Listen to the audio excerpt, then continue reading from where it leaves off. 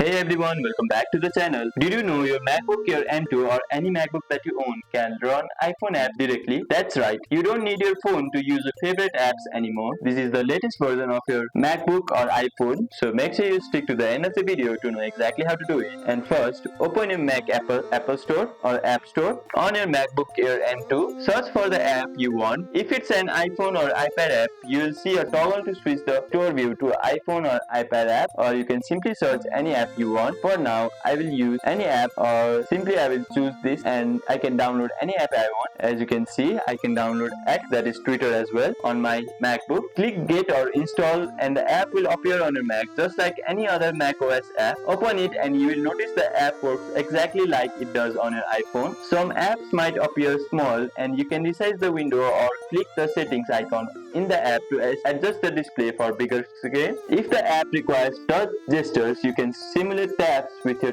trackpad, and for multi-touch gestures, the app will adapt to your Mac trackpad input pretty seamlessly. And that's it guys, you now can run your favorite iPhone apps directly on your MacBook Air M2 or any MacBook that you own. Try it out, comment your favorite app, and don't forget to subscribe for more Mac tips and hidden features. Thank you for watching and I'll see you in the next one.